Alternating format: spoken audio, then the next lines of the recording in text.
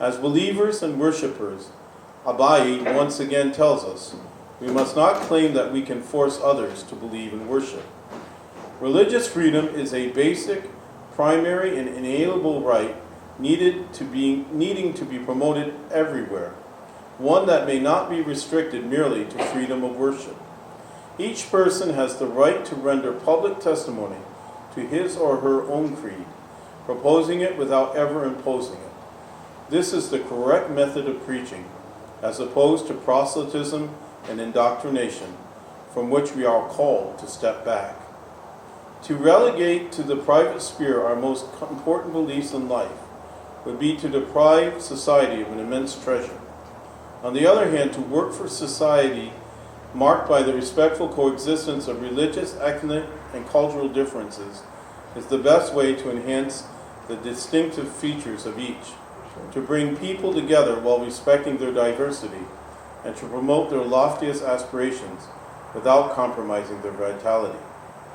In this way, so anyways, he goes on, but then later on, I'm just looking here for a definition he gives, which I thought was so beautiful.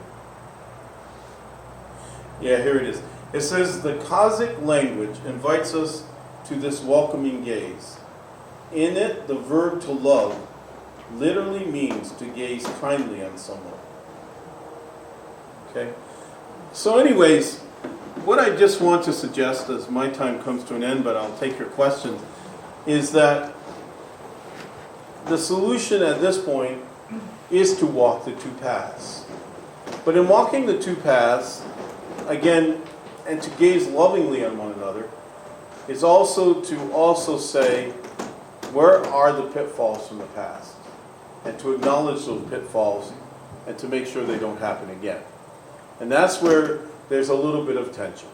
Like I say, because there are two camps out there. There's the camp that says, no, this has already happened and it's up to the governments. And then there's those camps who would say, and we know this in relationships. I think this is where the sometimes where the humanity has to enter into, and I think we hear that in the Pope's words. Humanity would say sometimes in healing relationships, we have to go the extra mile. That in healing relationships sometimes, or healing deep wounds, you might have to do some extra therapy, so to speak. And that, I think, is really why, and that's why I would encourage Pope Francis, although I believe that it really was, and I'm not doubting anybody that it was repealed, but the fact is that it still can be used, even in an ideological way today, means that sort of like our catechism, it just needs to be part of what we put out there. It needs to be part of our common language, just so that again and again people hear why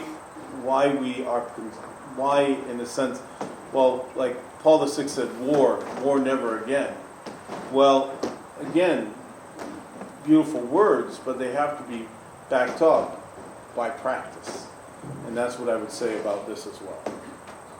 I don't know if I've made any sense, but that's my own journey I'm still learning, so I have much more to learn about it, but that's where I can find myself right now with this doctrine of discovery. But again, I would say that we need to speak of it directly so that those who have been wounded by it, well, first of all, can be healed, but also so that those wounds do not continue.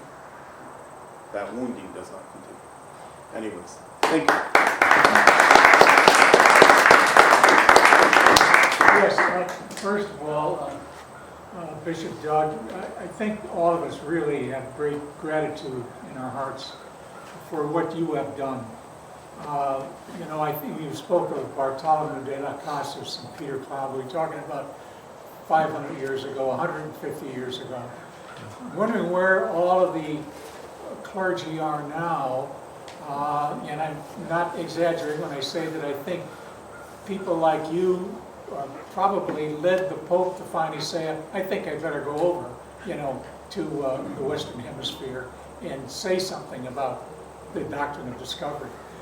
I think it had a snowball effect, and you being the only bishop to say this, I think, again, is really something that we all appreciate. But that's the comment that I make. The question that I have is that you will probably be going to the November meeting of the United States Catholic Bishops. Is there any way that you have in mind that you could bring what you're saying today so that you get all of the bishops, or the great majority, to back up some of what you're saying, that the great need for apology? And although the comments may be that it becomes too political, everything is political.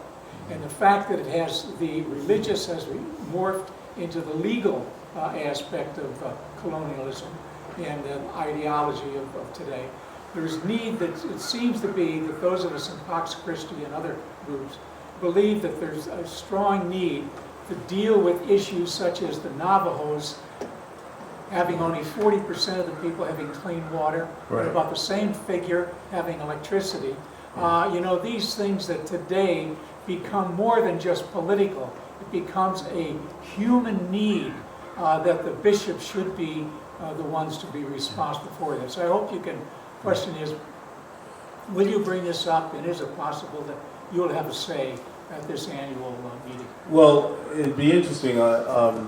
Hopefully I can have a say. One of the things that's happening right now is they are working on a letter, on a document regarding the indigenous people, and that is one thing I've already raised with that committee, is that the importance of doing something with this doctrine of discovery, especially because you mentioned the Navajo, Sarah mentions the Navajo in her book as well, of all that happens.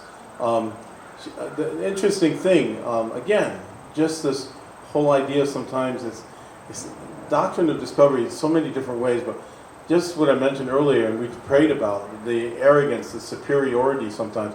Sarah tells about, she is a Native American herself, from one of the Southwest tribes, and she was at an event where she was to be the guest speaker, like so I am right now here, and she was sitting on the stage waiting for what would happen, and one of the organizers of this event, of which she was supposed to be speaking at, comes in and says, "You're not supposed to be sitting down. Get out there and wait on tables. That's supposed to be your job." And here she's the guest speaker. So she tells the story that she gets up and she starts waiting on tables. But I think it does illustrate for us the harm that has happened. And then maybe that's the word we haven't used this morning, but sometimes things are so ingrained in us that we have to have that moment where saying, okay, stop. Although this might have been, and again, I guess that's, for me, from my own earlier experience when I was younger, of like, why can't I do this, feeling like I was the victim, to understanding what really happened. I think that's the conversion that can happen.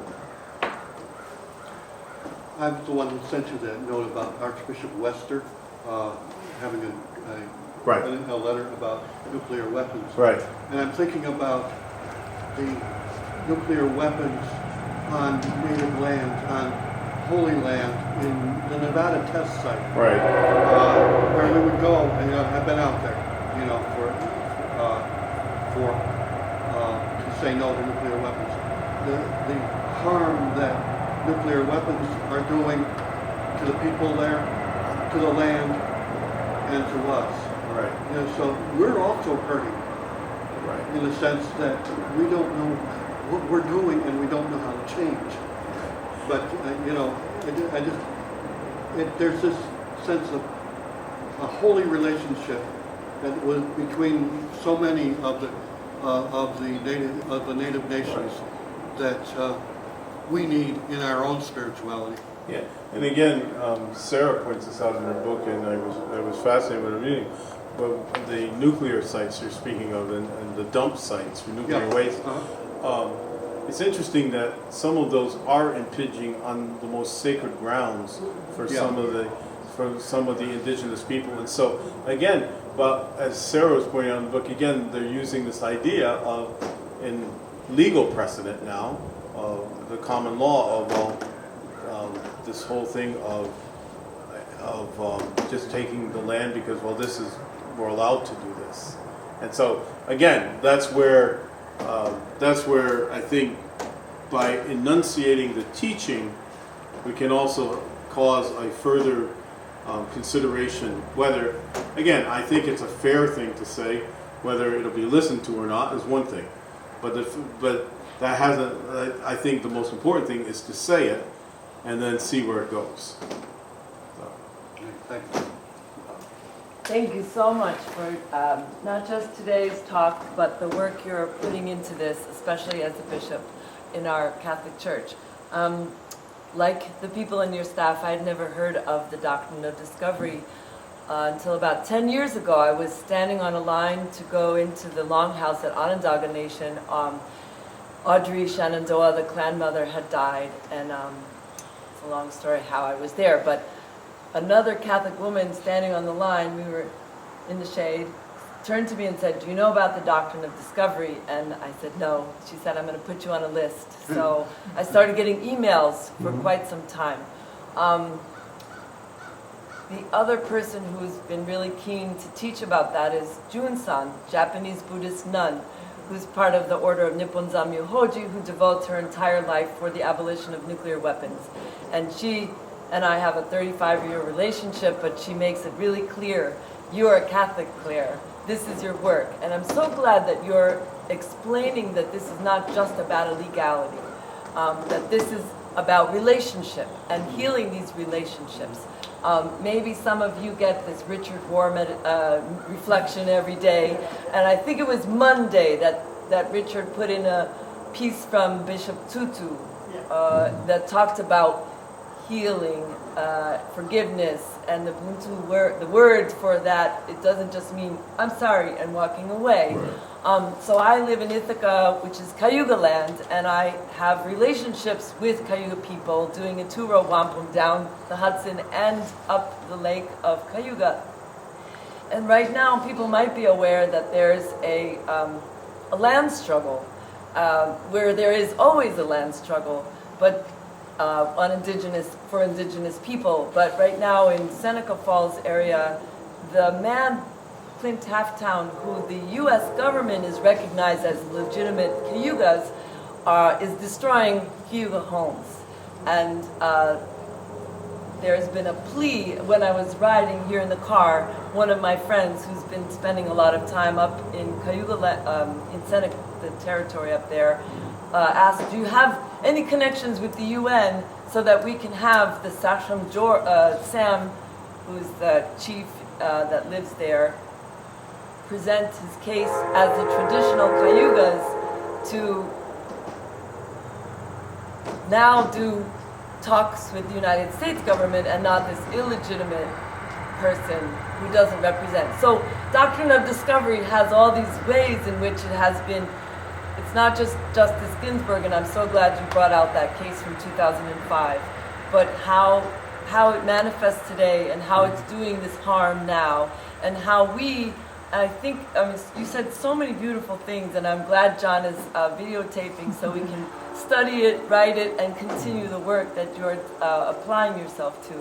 But it's about relationship in that 2-row beautiful way.